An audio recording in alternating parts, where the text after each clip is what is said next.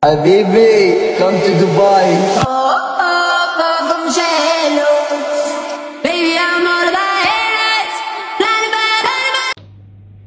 Hi beautiful people! It's me, Kelly! For today's vlog ay titignan natin, ipapakita namin sa inyo kung totoo nga bang nakakaluto ng itlog ang init dito sa UAE. Wow! Ang daming trending na video na nakikita ko sa TikTok, sa Facebook, pero this is the right time to prove kung totoo nga ba talaga. So, ipiprepare ko na ang kawali at ang itlog and ang tara, punta tayo sa taas. Okay guys, nandito na tayo sa rooftop. Dala-dala natin yung sandok, yung kawali at yung itlog.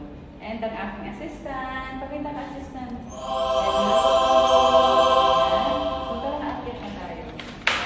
So, ang gagawin natin guys, i-ano muna natin siya for 10 minutes. Ibababad natin sa araw for 10 minutes.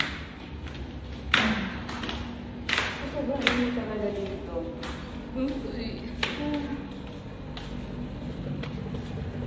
Init is real. Yay! Welcome to hell! Oh my God! So, dito na tayo guys. So, dito natin gagawin to. So, ibababad natin yung kawali for 10 minutes, okay? Tapos babalikan natin siya kapag sobrang Diba na? init na. Tara! Tumihalo ba?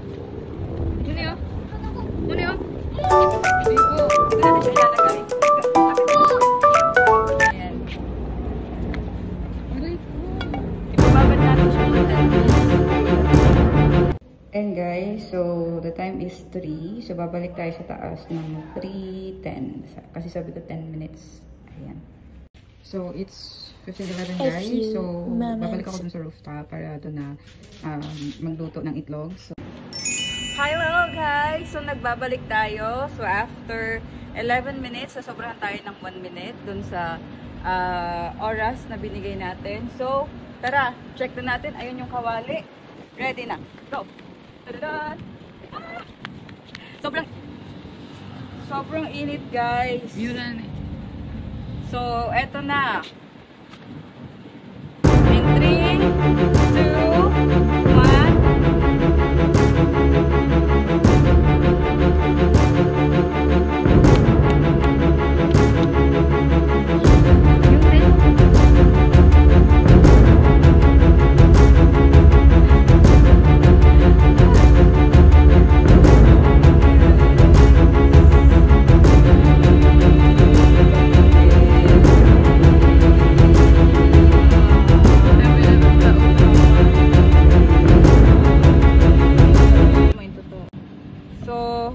Siya totoo guys. Sobrang init sa UAE pero hindi talaga siya nakakaluto ng itlog. Oh no! Sayang ng egg, lulutuin na lang natin later. Bye bye!